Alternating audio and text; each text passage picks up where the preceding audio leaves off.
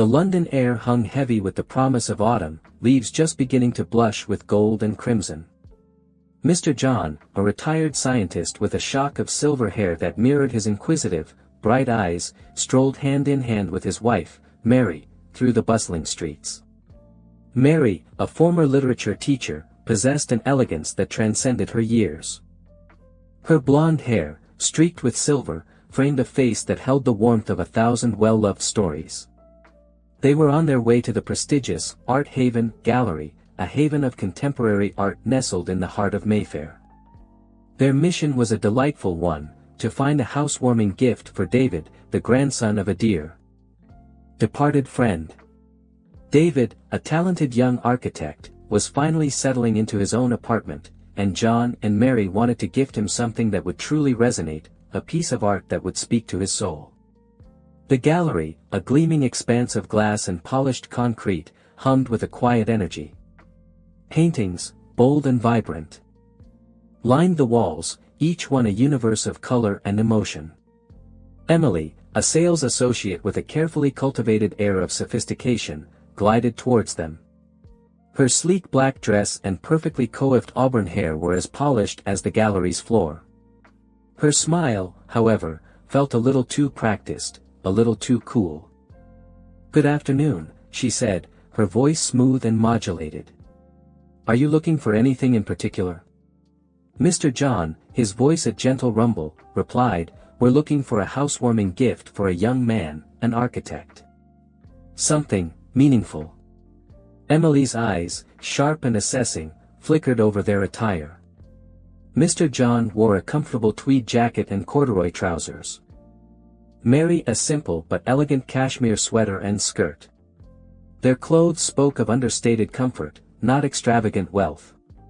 Emily's internal algorithm, finely tuned to detect high-spending clients, subtly downgraded their potential. "Of course," she said, steering them towards a section of smaller, less imposing works. "We have a range of pieces that might suit a smaller space." Her emphasis on smaller was almost imperceptible, but it didn't escape Mary's keen ear. Mary, however, simply smiled.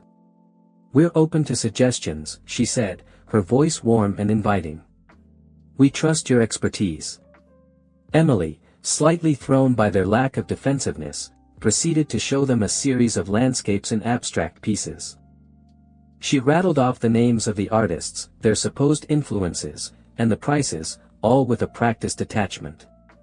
Her descriptions were peppered with art world jargon, post-structuralist deconstruction, chromatic dynamism, liminal spaces, but lacked genuine passion. Mr. John, however, listened patiently, his eyes twinkling with amusement. He occasionally asked a surprisingly insightful question, probing the underlying meaning or technique of a particular piece. Emily, used to dealing with clients who were more interested in the investment value of art than its intrinsic beauty, found herself struggling to keep up. "This one," she said, gesturing towards a canvas dominated by aggressive splashes of red and black, "is by a very up-and-coming artist. Very raw.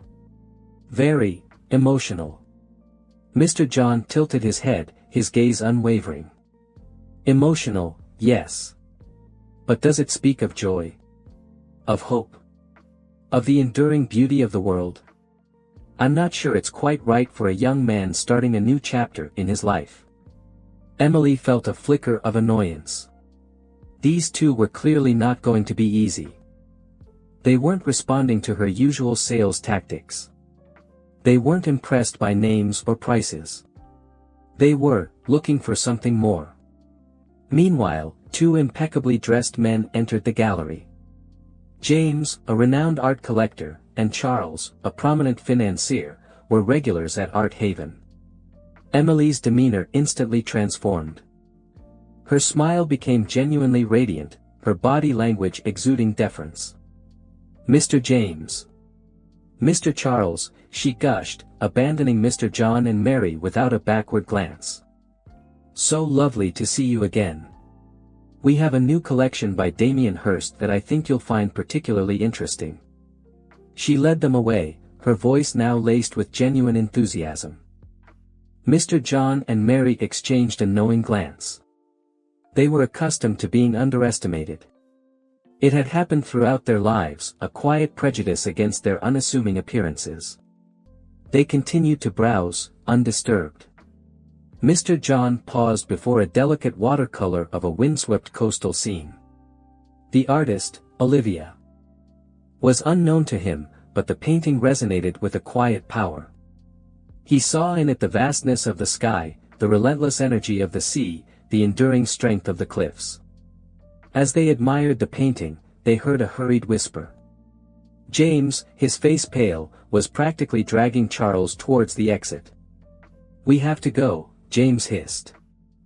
"I can't be seen here." "Not now." Emily, returning from her brief, unsuccessful attempt to engage the departing VIPs, witnessed their hasty retreat. Her perfectly sculpted eyebrows furrowed in confusion. She glanced back at Mr. John and Mary, a sneer forming on her lips. Honestly, she muttered under her breath, just loud enough for them to hear. "Some people just don't understand the atmosphere of a place like this." Mary, her gentle demeanor finally giving way to a flicker of steel, turned to Emily. "Perhaps," she said, her voice low but firm, "it's the atmosphere you create that's the problem, not the people." Emily scoffed. "I assure you, madam, I know how to treat my clients. It's just that, well, some people are clearly more suited to this environment than others." Mr. John, who had remained silent, finally spoke.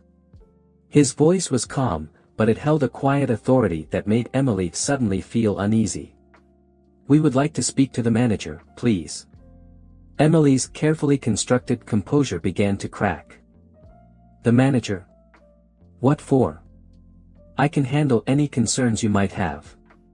"I'm sure you can," Mr. John said, his eyes fixed on hers. "But we would prefer to speak to the manager." Reluctantly, Emily retreated to the back office. She returned a few moments later, followed by a tall, distinguished-looking man with silver hair and a calm, professional demeanor. This was George, the gallery manager. "Good afternoon," George said, extending a hand to Mr. John and Mary. "I'm George, the manager. How may I help you?" Mr. John smiled, a genuine, warm smile that reached his eyes. "We've been admiring your collection, and we've decided to purchase a piece. However, we'd prefer to deal with you directly." George glanced at Emily, his expression questioning. Emily, her face flushed, stammered, they were looking at some of the smaller pieces. "I was just explaining the different styles." Mary's voice, soft but laced with steel, cut through Emily's feeble explanation. "We were interested in the Olivia watercolor. Actually, the one of the coast. And we were also interested in discussing a rather significant acquisition." George's eyebrows rose. He knew that significant acquisition often translated to a very substantial sale. He turned his full attention to Mr. John and Mary. Mr. John continued, "We're looking for something special for our friend's grandson. He's a young architect, and we believe art should inspire and uplift. Something tells me this gallery has exactly what we're looking for." He then added, almost as an afterthought, "And by the way, George, I should mention that I've been recommending your gallery to quite a few of my contacts over the years. I've always admired your commitment to showcasing emerging talent." He paused, his eyes twinkling. "Especially those from the Royal College of Art. I still have a few friends there, you know." George's eyes widened in recognition. The Royal College of Art was one of the most prestigious art schools in the world, and Mr. John's subtle mention of it was a clear indication of his influence. A cold dread began to creep into Emily's heart. "Mr. John," George said, his voice now imbued with a newfound respect, "it's an honor to have you here. Please, let's go to my office, and we can discuss your requirements in more detail." As they followed George, Emily stood frozen, her mind racing. She had completely misjudged these two unassuming customers. She had let her prejudice and arrogance blind her to their true worth. The atmosphere she had so carefully cultivated had just turned toxic, and she was the one choking on it. In George's office, the conversation flowed easily. Mr. John, it turned out, was not just a retired scientist, he was a renowned figure in the scientific community, a man whose work had revolutionized several fields. He was also a passionate art collector and a generous patron of young artists. He knew many of the artists whose works were displayed in the gallery, and he had, indeed, been instrumental in introducing several of them to George. Mary, with her discerning eye and deep appreciation for art, helped select not only the Olivia watercolor but also a striking sculpture that would perfectly complement David's new apartment. The total sale amounted to a sum that made George's eyes gleam. As the paperwork was being finalized, George couldn't resist asking, "Mr. John, I have to apologize for the initial reception you received.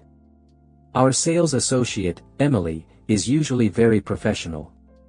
Mr. John chuckled, a low, rumbling sound. "Let's just say she's still learning. Perhaps a little too focused on appearances and not enough on substance."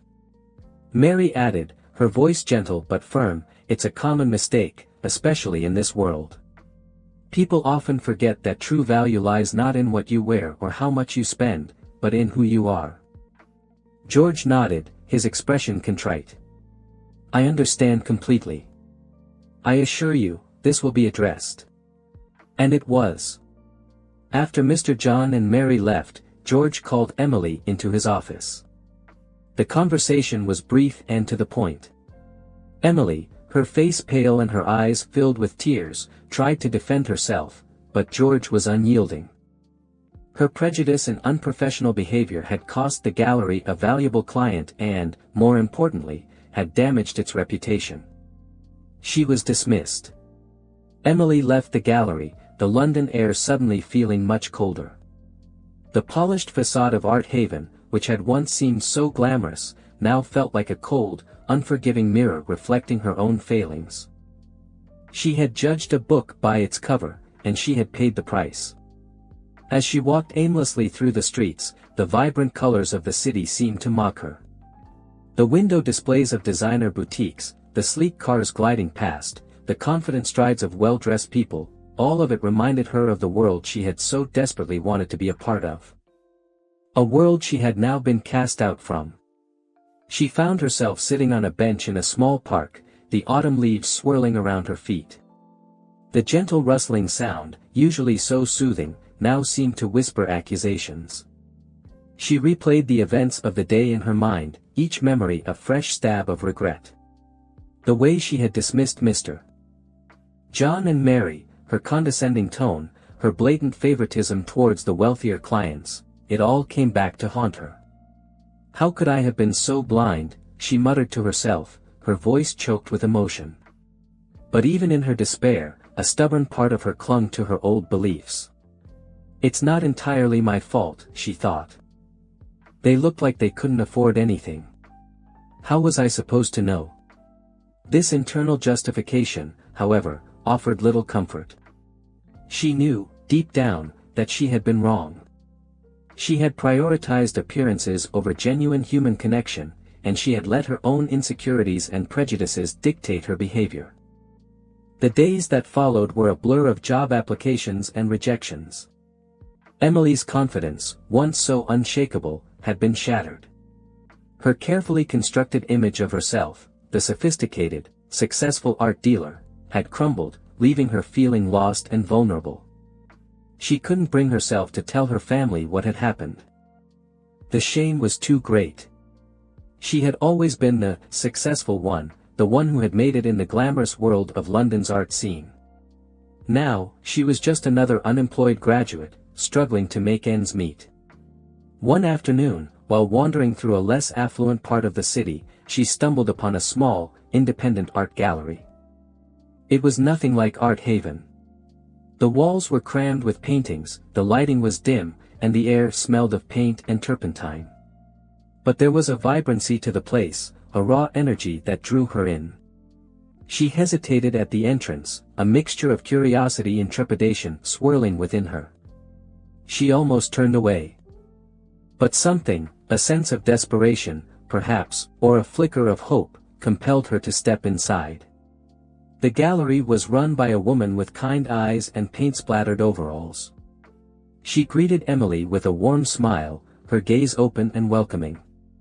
There was no judgment in her eyes, no assessment of Emily's worth based on her appearance. Emily spent an hour browsing, lost in the art.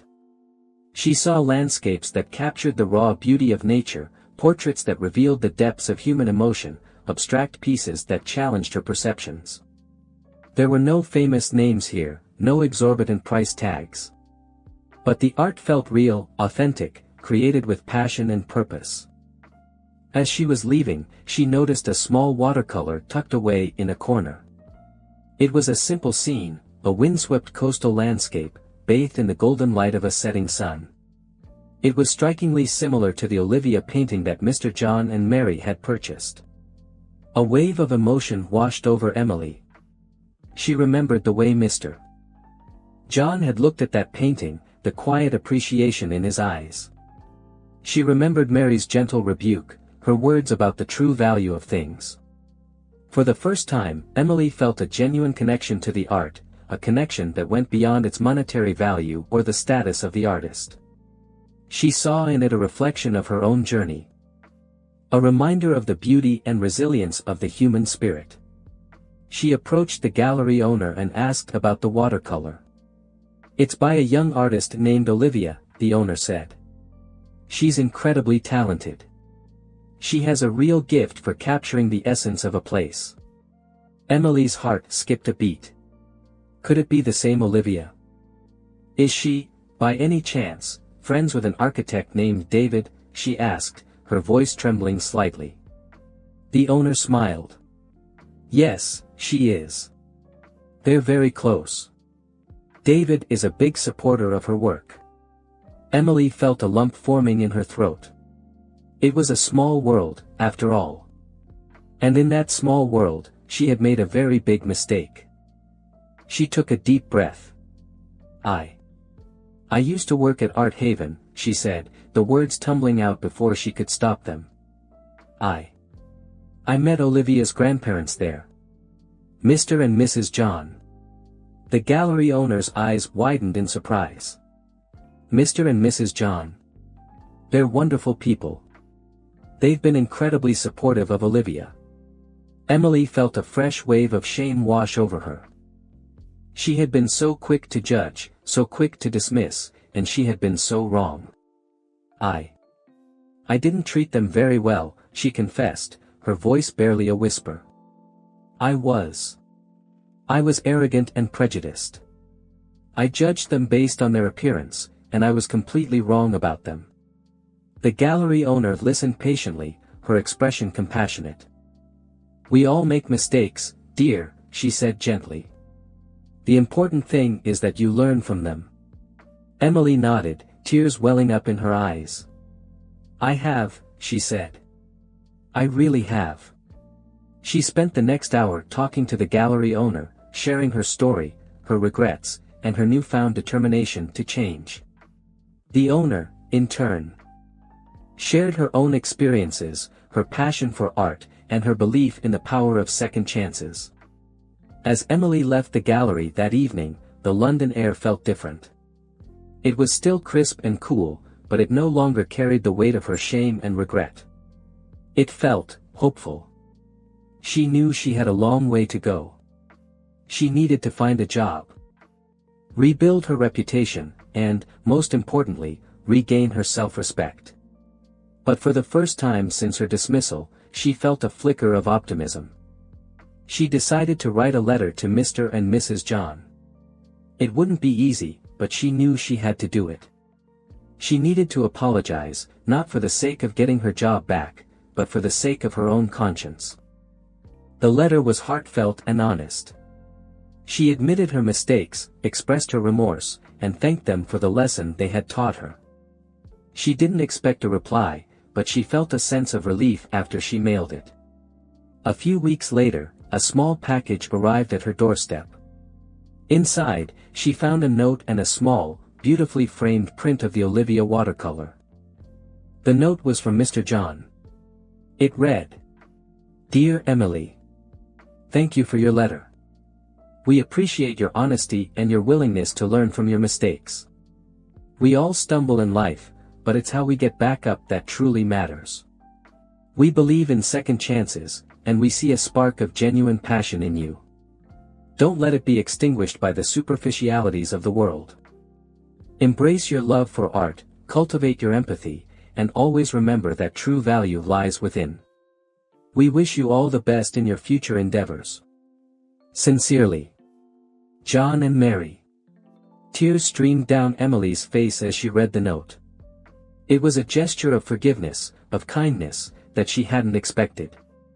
It was a reminder that even in the darkest of times, there is always hope for redemption. The print of the Olivia watercolor became her most treasured possession. It hung on her wall, a constant reminder of the valuable lesson she had learned, a lesson about humility, respect, and the true meaning of art, and of life.